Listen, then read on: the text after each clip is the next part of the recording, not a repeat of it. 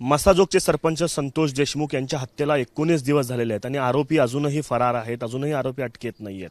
आणि या सगळ्याच्या निषेधार्थ आज बीडमध्ये मोठा मोर्चा निघतोय. सगळे ग्रामस्थ जे आहेत मसाजोगचे ते बीडकडे निघणार आहेत आणि सगळे ग्रामस्थ आत्ता संतोष देशमुख यांच्या घराजवळ जमलेले आहेत आणि आम्हाला न्याय पाहिजे अशा पद्धतीची भूमिका जी आहे ते सगळे ग्रामस्थ म्हणतात. हाताला सगळ्यांनी काळ्या फित्या बांधलेल्या आहेत. ग्रामस्थ माझ्यासोबत आहेत. तुम्ही न्यायाची भूमिका मांडताय, न्याय पाहिजे असं म्हणताय, काय नेमकी भूमिका? अजूनही आरोपी फरारच आहेत. शासनाला आम्ही 9 तारखेपासून अल्टिमेट देत होतो आजपर्यंत, पण शासनानं या गोष्टीत फक्त 4 आरोपी अटक केलेले आहेत. बाकीचे 3 आरोपी जे फरार आहेत त्यांना अटक करण्यासाठी कसल्या प्रकारचं गांभीर्य घेतलेलं नाही आणि गांभीर्य घेतलेलं नसल्यामुळे आज मसाजोग म्हणण्यापेक्षा पूर्ण महाराष्ट्रातून जो मोर्चा काढलेला त्या मोर्चासाठी महाराष्ट्रातून पूर्ण जनता तिथं उतरलेली आहे. आणि त्या शासनाला आम्ही ह्या मोर्चातून एक आणखीन कळवू शकतो की आजचा हा मोर्चा हे फक्त सुरुवात आहे. जर शासनानं जर समजा आज आरोपी जर अटक केले नाहीत तर याच्या पुढे पूर्ण महाराष्ट्रव्यापी आंदोलन चालू होईल आणि महाराष्ट्रव्यापी आंदोलन जर चालू झालं तर ते शासनाला सगळ्यात महागात पडेल. तर शासनाला आमची एवढीच विनंती आहे, तात्काळ हे आरोपी अटक करण्यात यावेत आणि ह्या आरोपींना जे सहकार्य करणार आहेत त्यांना पण ह्याच्यात सहआरोपी करून त्यांची पण चौकशी करण्यात यावी व त्यांना याच्यात सामील करण्यात यावे. एक समाज नाही, एक गाव नाही, सगळी लोक याच्यामध्ये सहभागी होत आहेत. सगळे राजकीय नेते सगळे होत आहेत. मसाजोगच्या ग्रामस्थांची काय नेमकी भूमिका आहे? जसं दादा म्हणले, म्हणजे शासनाला आज 18-19 दिवस झालं फरारी आरोपी आहेत. आणखीन 3 आरोपी पकडले नाही आहेत. त्याच्यामुळे आज आम्ही शासनाला शेवटचं सांगू शकतात की आजचा जे मोर्चा आहे मूक मोर्चा आहे.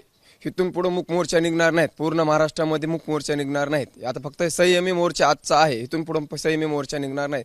पूर्ण आमचं आज गाव बंद आहे.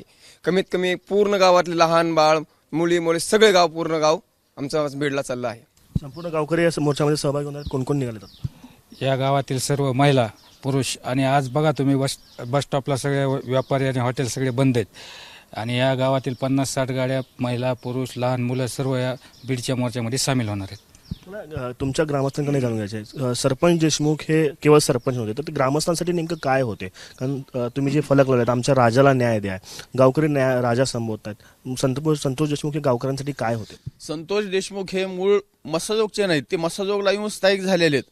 परंतु सगळ्यात सर्वसामान्य व्यक्ती म्हणून सगळ्याशी मिळून मिसळून राहणारे, कोणाशी कसल्या प्रकारचा वैरभाव न मानणारे आणि विरोधक जरी असले तर विरोधकाला आपलं असं करून काम कसे करायचे हे त्यांचे जे गुण होते त्याच्यामुळे आज हे मसाजोग अशी आहे टोटली ह्या आंदोलनात जे उतरलेले आहेत त्याचं एकमेव कारण ते की त्यांना सगळ्याला समानता देऊन सगळ्याचे सर्वसमावेशक कामं करणे, कसल्या प्रकारचा भ्रष्टाचार न करणे हे त्यांच्या सगळ्यात महत्त्वाचे गुण होतात. त्याच्यामुळे आज सगळे लोक त्यांच्या पाठीशी उभा आहेत, त्यांना न्याय मागण्यासाठीची. न्याय मिळाला पाहिजे अशी भूमिका जी त्या ग्रामस्थांची आहे. आता सगळे ग्रामस्थ जे आहेत ते न्याय पाहिजे असे फलक घेऊन हातात काळ्या फित्या बांधून जे आहेत ते बीडच्या दिशेने निघालेले आहेत. आणि संपूर्ण मसाजोगच नाही तर बीड नाही तर संपूर्ण राज्यभरातून बीडमध्ये आज लोक येत आहेत आणि संतोष देशमुख यांच्या हत्येनंतर न्यायाची अपेक्षा जी आहे ती या नागरिकांकडनं केली जाते. कॅमेरा पर्सन अयुब कागदेसह आफताब शेख, एबीपी माझा, मसाजोग, बीड. एबीपी माझा, उघडा डोळे बघा नीट.